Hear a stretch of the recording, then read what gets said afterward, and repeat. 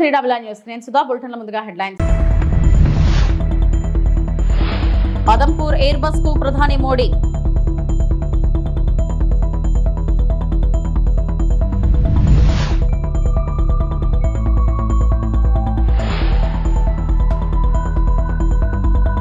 గత ప్రభుత్వం ప్రాజెక్టులను గాలికి వదిలేసిందన్న మంత్రి నిమ్మల.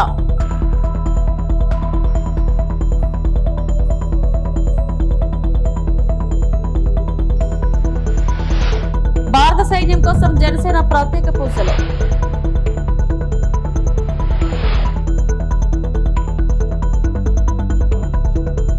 భారత్ పాక్ దేశాలను గొడవలు ఆపాలని కోరాం. ఇరు దేశాల మధ్య యుద్ధం ఆపకపోతే అమెరికా వ్యాపారం చేయదని చెప్పాం. అందుకే ఆ రెండు దేశాలు గొడవలు ఆపేశాయి. భారత్ పాక్ రెండు దేశాలు చాలా శక్తివంతమైనవి. ఈ గొడవల వల్ల జరిగే తీవ్రతను అర్థం చేసుకుని ఆపేశారు అని అమెరికా ప్రెసిడెంట్ డొనాల్డ్ ట్రంప్ పేర్కొన్నారు. Let me say a few words about the historic events that took place over the last few days. On Saturday, my administration helped broker a full and immediate ceasefire, I think a permanent one, between India and Pakistan, ending a dangerous conflict of two nations with lots of nuclear weapons. And they were going at it hot and heavy, and it was seemingly not going to stop. And I'm very proud to let you know that the leadership of India and Pakistan was unwavering, powerful, but unwavering in both cases, and having these. They really were, from the standpoint of having the strength and the wisdom and fortitude to fully know and to understand the gravity of the situation. And we helped a lot. And we helped also with trade. I said, come on, we're going to do a lot of trade with you guys. Let's stop it. Let's stop it. If you stop it, we're doing trade. If you don't stop it, we're not going to do any trade. People have never really used trade the way I used it. That I can tell you. And all of a sudden they said, I think we're going to stop. Adampur air bus కు వెళ్లిన ప్రధాని Modi air force సిబ్బందితో ప్రధాని భేటీ అయ్యారు. Operation Sindoor air force కీలక పాత్రపై మోదీ హర్షం వ్యక్తం చేశారు. ఎయిర్ ఫోర్స్ సిబ్బందితో ముచ్చటించి వారిని అభినందించారు. పాక్ కు ఇండియా ఎయిర్ ఫోర్స్ సత్తా చూపించారంటూ ప్రశంసలు కురిపించారు. ఆపరేషన్ సింధూర్ అనంతరం ప్రధాని తొలిసారిగా నిన్న రాత్రి జాతిని ఉద్దేశించి ప్రసంగించిన సంగతి తెలిసిందే. ఈ క్రమంలో ఇవాళ పంజాబ్ లో మోడీ పర్యటన ప్రాధాన్యత సంతరించుకుంది. भारत माता की इस जयघोष की ताकत अभी अभी दुनिया ने देखी है. भारत माता की जय ये सिर्फ उद्घोष नहीं है, ये देश के हर उस सैनिक की शपथ है जो मां भारती की मान मर्यादा के लिए जान की बाजी लगा देता है. ये देश के हर उस नागरिक की आवाज है जो देश के लिए जीना चाहता है, कुछ कर गुजरना चाहता है. भारत माता की जय मैदान में भी गूंजती है और मिशन में भी. जब भारत के सैनिक मां भारती की जय बोलते हैं तो दुश्मन के कलेजे कांप जाते हैं. जब हमारे ड्रोन दुश्मन के किले की दीवारों को ढहा देते हैं, जब हमारी मिसाइलें सनसनाती हुई निशाने पर पहुंचती हैं तो दुश्मन को सुनाई देता है भारत माता की जय. जब रात के अंधेरे में भी जब हम सूरज उगा देते हैं तो दुश्मन को दिखाई देता है भारत माता की जय. जब हमारी फौजें न्यूक्लियर ब्लैकमेल की धमकी की हवा निकाल देती हैं तो आकाश से पाताल तक एक ही बात गूंजती है, भारत माता की जय। వైసీపీ ప్రభుత్వంలో కనీసం కాలువల్లో తట్టమట్టి తీయకపోగా గేట్లకు గ్రీజు కూడా పెట్టలేదని మంత్రి నిమ్మల విమర్శించారు. గత ప్రభుత్వ తప్పిదాలను సరిచేసుకుంటూ ఇరిగేషన్ రంగాన్ని గాడిలో పెడుతున్నామన్నారు. ఇరిగేషన్ ప్రాజెక్టుల నిర్వహణకు 344 కోట్లు మంజూరు చేసినట్లు తెలిపారు. 10 లక్షల లోపు ఉన్న పనులను సాగునీటి సంఘాల ఆధ్వర్యంలో చేపట్టాలని సూచించినట్లు వెల్లడించారు. గతంలో 5 సంవత్సరాల వైఎస్ఆర్సీపీ పాలనలో ఈ మెయింటెనెన్స్ పనులన్నీ కూడా గాలికి వదిలేసినటువంటి పరిస్థితుల్లో ఏదైతే విధ్వంసకరమైనటువంటి ఇరిగేషన్ వ్యవస్థ ఏదైతే చేర్చారో దాన్ని మళ్ళీ సరిదిద్దుకుంటూ, అంటే గత ప్రభుత్వం చేసినటువంటి తప్పులను ఒక్కొక్కటి సరి చేసుకుంటూ 90 కోట్ల రూపాయలు రిలీజ్ చేసి ఆ వీడ్ రిమూవ్ కానీ, అదేవిధంగా అత్యవసర పనుల నిమిత్తం డిజాస్టర్ మేనేజ్మెంట్ నుంచి 324 కోట్ల రూపాయలు నిధులు మంజూరు చేసి ఆ పనులు జరపడం కానీ, మళ్ళీ ఈరోజు 344 కోట్ల రూపాయలు అక్షరాల ఈ యొక్క ఓఎండ్ఎం మెయింటెనెన్స్ నిమిత్తం ఈరోజు నిధులు మంజూరు చేయడం అని అంటే గత 5 సంవత్సరాల పాలన పాపం నుండి మళ్ళీ ఈ యొక్క ఇరిగేషన్ వ్యవస్థను, మళ్ళీ సాగునీటి వ్యవస్థను మళ్ళీ ఆఖరి ఎకరం వరకు, ఆఖరి రైతు వరకు కూడా ఆ సాగునీటిని తీసుకెళ్లాలనే ఆలోచనతో పనిచేస్తున్నాం. వచ్చే ఖరీఫ్ సీజన్ కల్లా ఈ పనులు పూర్తి అయ్యేటువంటి విధంగా తగినటువంటి ప్రణాళికాబద్ధంగా నాణ్యతతో కూడినటువంటి పనులు చేపట్టాలని చెప్పేసి కూడా అధికారులు కూడా స్పష్టంగా ఆదేశాలు ఇవ్వడం జరిగింది. భారత సైన్యం కోసం జనసేన ప్రత్యేక పూజలు. భారత సైన్యానికి పూర్తి శక్తినివ్వాలని ఆకాంక్షిస్తూ ఇంద్రకీలాద్రి శ్రీ దుర్గా మల్లేశ్వర స్వామి వారి ఆలయంలో ప్రత్యేక పూజలు చేసిన మంత్రి నాదెండ్ల మనోహర్ మరియు జనసేన నాయకులు. ప్రతి ఒక్కరూ ఒక బాధ్యతతోటి దేశభావం, దేశభక్తి అనేది కలగాలనే ఆలోచనతోటి మా పార్టీ అధ్యక్షులు పవన్ కళ్యాణ్ గారు జనసేన పార్టీలో ఉన్న శ్రేణులందరినీ కూడా ఒక నూతన ఉత్తేజం ఇచ్చే విధంగా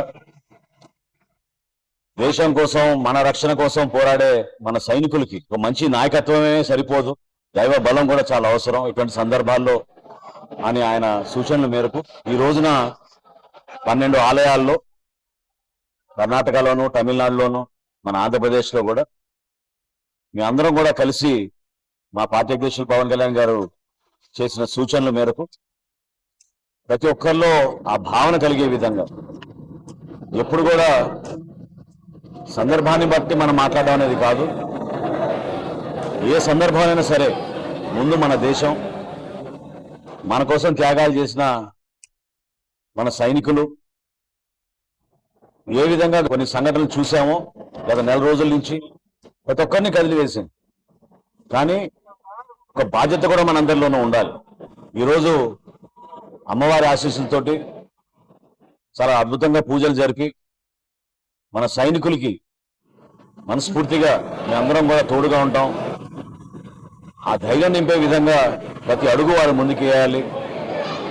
ఇటువంటి కార్యక్రమాలు ఎప్పుడు కూడా జనసేన పార్టీలో ఉన్న శ్రేణులందరూ కూడా కలిసికట్టుగా ప్రజల్లో ఒక మంచి భావన వచ్చే విధంగా, వర్తమాన రాజకీయాల్లో ఏ పార్టీ చేయని విధంగా మేము నిలబడుతున్నాం. అనేక కార్యక్రమాలు చేపట్టాం.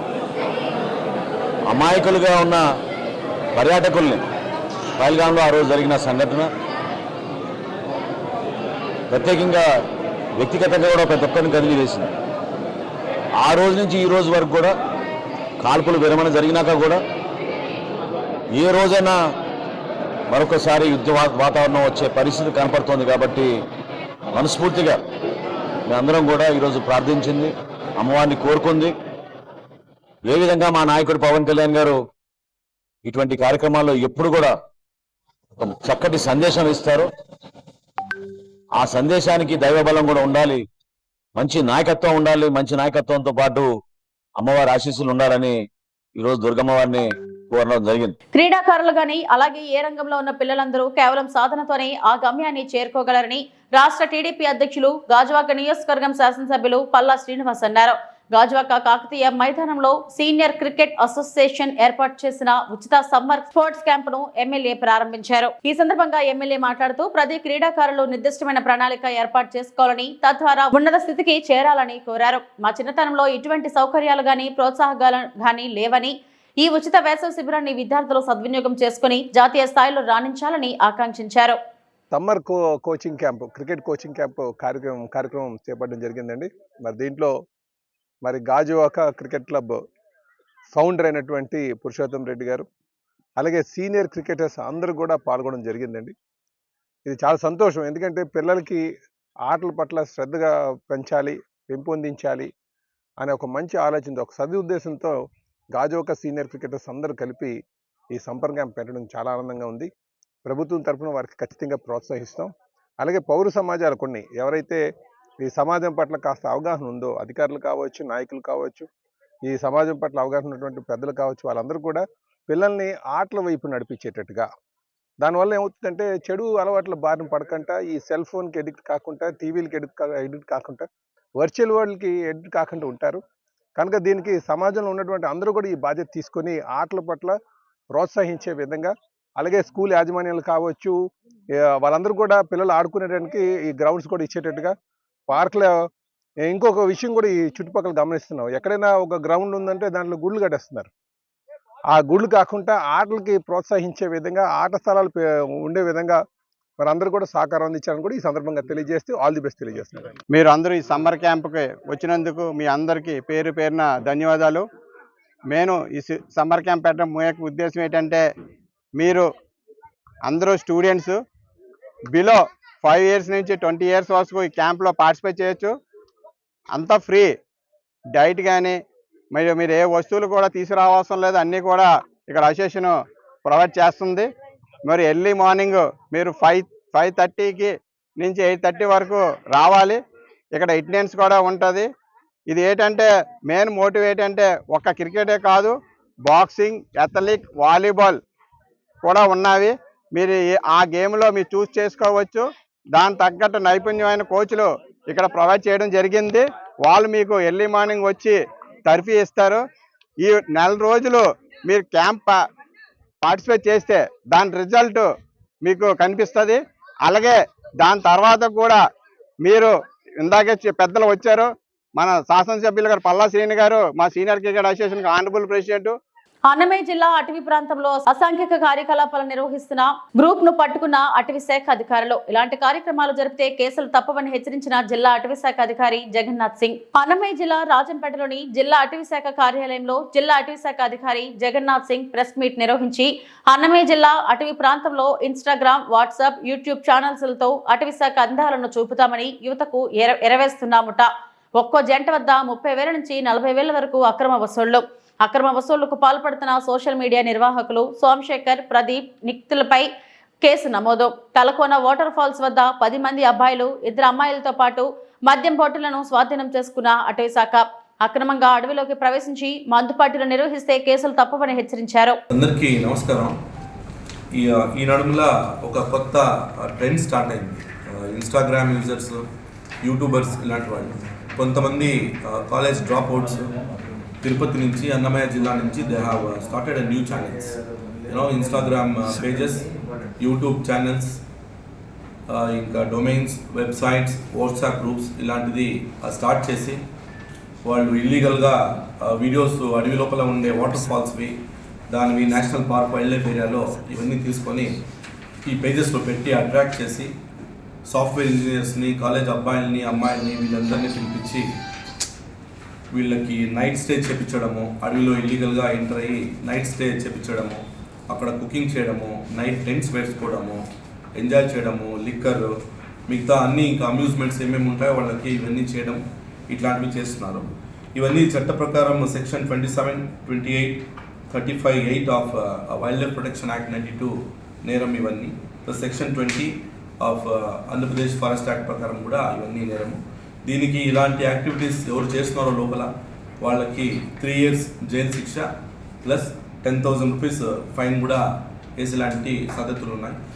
ఈ లాస్ట్ వీక్ మనము ఒక 2 days బ్యాక్ చేసిన స్టింగ్ ఆపరేషన్లో ఒక ట్రూప్ని మనము ఇంటర్సెప్ట్ చేశాము తలకొన వాటర్ ఫాల్ దగ్గర, బేస్ క్యాంప్ దగ్గర. దాంట్లో ఒక 10 మంది అబ్బాయిలు, 2 అమ్మాయిలు పట్టుపడ్డారు. So they were cooking, they were intoxicating. So liquor also they have carried. Drinks తీసుకోపోవడం, మందు తీసుకోపోవడం, అక్కడ ఎంజాయ్ చేయడము, నైట్ అంతా ఉంది వాటర్ ఫాల్ దగ్గర ఎంజాయ్ చేయడము ఇలాంటిది. ఈ ఒక్క బ్యాక్గ్రౌండ్తో ఈ అడ్మిన్స్ ఎవరు ఉన్నారో ఈ గ్రూప్లో వాళ్ళపైన కేసు బుక్ చేస్తున్నాము. మెయిన్గా వచ్చి దండపాటి సోమశేఖర్ అని ఈ అబ్బాయి, వీడికి బ్యాక్ ప్యాకర్స్ అని చెప్పి ఒకటి YouTube channel, plus Instagram page plus WhatsApp groups ఇవన్నీ రన్ చేస్తున్నాడు. తర్వాత ప్రదీప్ అని ఒకడు, సో ఆయన కూడా ఈయనకి సపోర్టు. ఇంకా మూడో వాడు వచ్చి లిఖిత్ అని ఐఎంసీ అని చెప్పి ఒకటి స్టార్ట్ చేశారు కొత్తగా, ఇట్స్ మై కమ్యూనిటీ అని చెప్పి. నెక్స్ట్ ఇంకొకడు నవీన్ అని, దాని తర్వాత తిరుపతి అడ్వెంచర్ ట్రెక్కర్స్ అని, తిరుపతి అడ్వెంచర్ అడిక్ట్స్ అని, ఇలాంటి వేరే వేరే వాట్సాప్ గ్రూప్స్ క్రియేట్ చేయడము, ఇలాగా సాఫ్ట్వేర్ ఇంజనీర్స్ని, కాలేజ్ అబ్బాయిల్ని అమ్మాయిల్ని అట్రాక్ట్ చేయడము. And they are charging also 1000 rupees, 3000 rupees, 5000 rupees ఇలాగా డబ్బులు తీసుకోవడము, వాళ్ళని చాలామందిని తీసుకొచ్చి ఇక్కడ ఎంజాయ్ చేయడము. ఇలాంటి స్పాట్స్ మన దగ్గర గుండాలకోన, తలకోన ఇలాంటివి ఉన్నాయి. సో మెయిన్గా ఏమంటే ఇప్పుడే 3 months బ్యాక్ కోడూరులో ఒక 5 మెంబర్స్ని ఎలిఫెంట్స్ ట్రాంపల్ చేసి చంపేసినాయి. 3 చంపింది, 5 మందిని ఇంజూర్ కూడా చేసినాయి. ఇంకా లోపల ఎలుగుబంటిలు ఉన్నాయి, చిరుతపులు ఉన్నాయి. So it's too dangerous to go inside forest without the concern of the department. ఉపాధి హామీ పథకంలో కూలీ పనులు చేసేవారికి, పనులు చేయించే వారికి కూలీ డబ్బులు లేవు, వేతనాలు లేవు అని రాష్ట్ర వ్యవసాయ కార్మిక సంఘం ఉపాధ్యక్షులు దాసరి వెంకన్న తీవ్రంగా దుయ్యబట్టారు.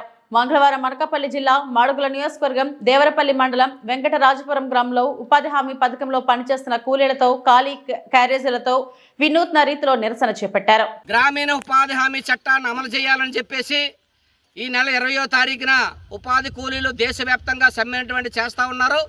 కాబట్టి ఈ సమ్మెను జయప్రదం చేయాలని చెప్పేసి ఈరోజు ఉపాధి కూలీలకు పిలుపునివ్వడం జరుగుతూ ఉంది.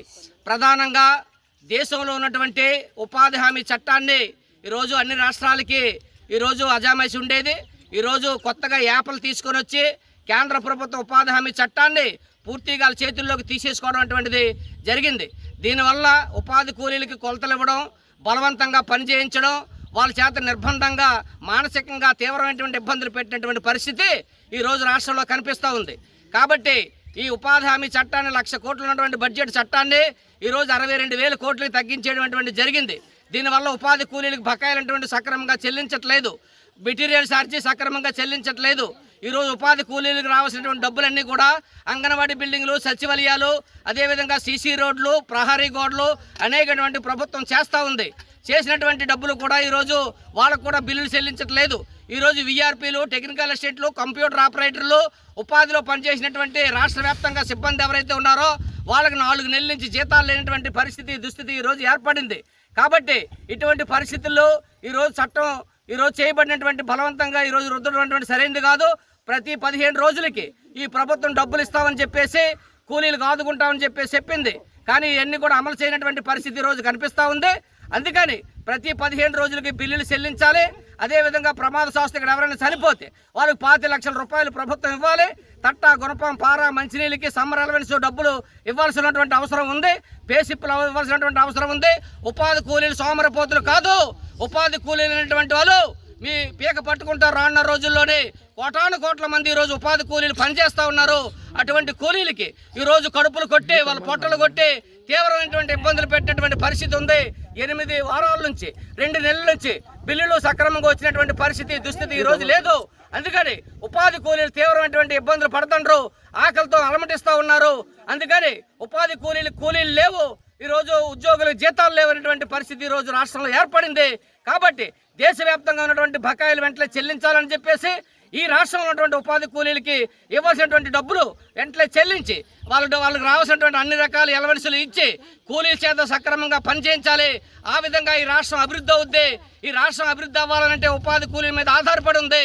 కాబట్టి ఈ చట్టాన్ని సక్రమంగా అమలు చేసి ఈరోజు 1,00,000 కోట్ల బడ్జెట్కి ప్రభుత్వం పెంచి కూలీలకి 600 రూపాయలు రోజు కూలి ఇవ్వాలి, 200 రోజులు పనులు ఇవ్వాలని చెప్పేసి ఈరోజు ఆంధ్రప్రదేశ్ వ్యవసాయ కార్మిక సంఘం ఈ ప్రభుత్వాన్ని డిమాండ్ చేస్తూ ఉంది. జోగులాంబ గద్వాల జిల్లాలో మల్దకల్ మండలానికి చెందిన గ్రామంలో వరిధాన్యం రాసులు నిన్న రాత్రి కురిసిన భారీ వానలకు వరిధాన్యం రాసులు కుప్పకూలి తడిసి ముద్దయినాయి.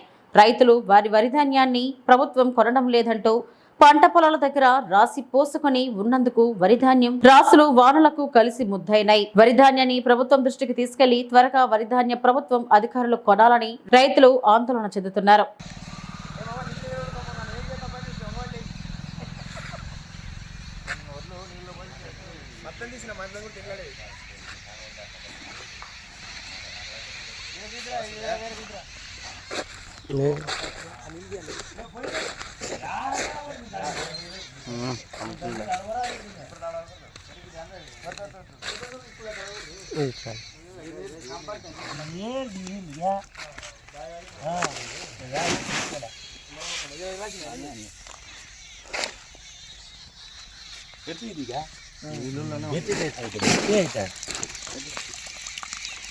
వెళ్తే చక్కగా వచ్చాయి ఏం చేయాలి గుడ్డ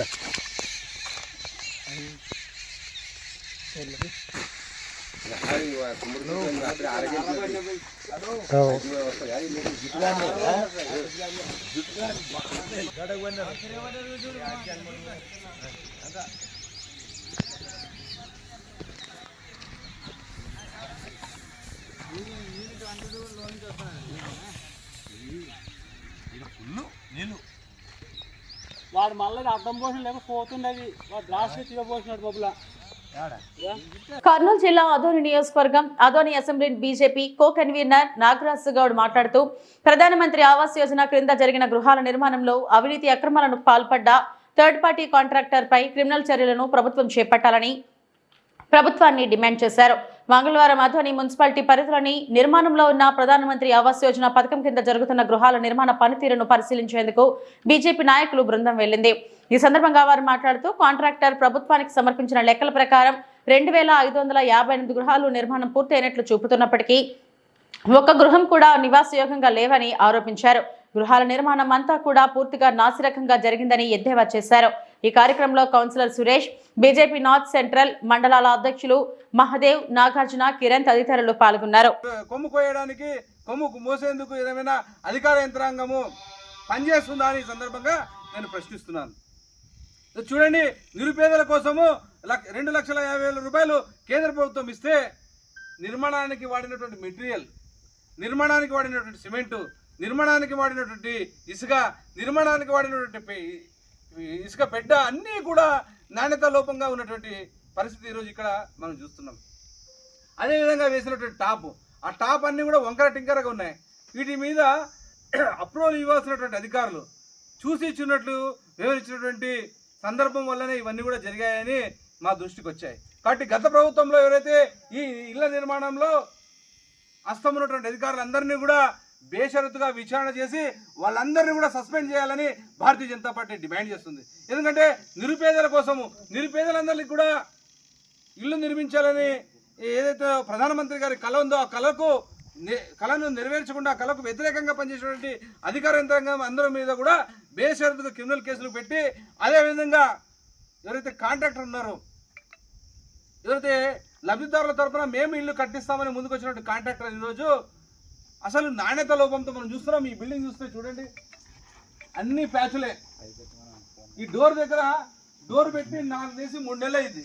ఈ డోర్ దగ్గర మూలలో చూడండి సిమెంట్ ఇట్లా కొడితే పడిపోయేటువంటి పరిస్థితి ఈరోజు కనిపిస్తుంది. అంటే ఎక్కడ చూసినా అసలు పూర్తి స్థాయిలో పూర్తిగా అధికార యంత్రాంగము దీని మీద మోనిటరింగ్ చేసినటువంటి అధికారుల యొక్క విఫలం వల్లనే ఇది జరిగిందని గత ప్రభుత్వంలో మా భారతీయ జనతా పార్టీ తరఫున ఆరోపిస్తున్నాం. కాబట్టి గత ప్రభుత్వంలో ఉన్నటువంటి హౌసింగ్ అధికారులు ఎవరైతే ఉన్నారో, కింది స్థాయి అధికారి నుంచి పీడీ వరకు, జిల్లా స్థాయిలో పీడీ ప్రోగ్రామ్ డైరెక్టర్ వరకు కూడా అందరినీ కూడా బాధ్యులుగా ఈ యొక్క ఇళ్ల నిర్మాణంలో చేయాల్సిన అవసరం ఎంత ఉంది. కాబట్టి వెంటనే ఈ యొక్క ఆదోనిలో, ఎస్పెషల్ ఆదోనిలో జరిగిన ఇళ్ల నిర్మాణంలో, థర్డ్ పార్టీ ద్వారా జరిగిన ఇళ్ల నిర్మాణంలో అవినీతి అక్రమాలకు పాల్పడినటువంటి అధికార యంత్రాంగంతో పాటు కాంట్రాక్టర్ని కఠినంగా శిక్షించాల్సింది ఎంతైనా అవసరం ఉందని భారతీయ జనతా పార్టీ డిమాండ్ చేస్తుంది.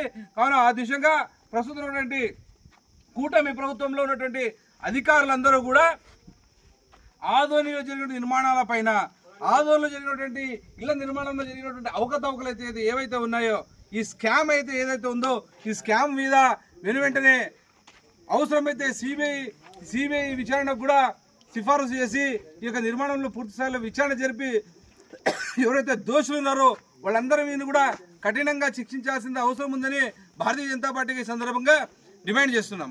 నా పేరు నాగరాజు గౌడ్, భారతీయ జనతా పార్టీ ఆదోని అసెంబ్లీ. ఇప్పటివరకు నా బులెటిన్ అప్డేట్స్. నమస్తే.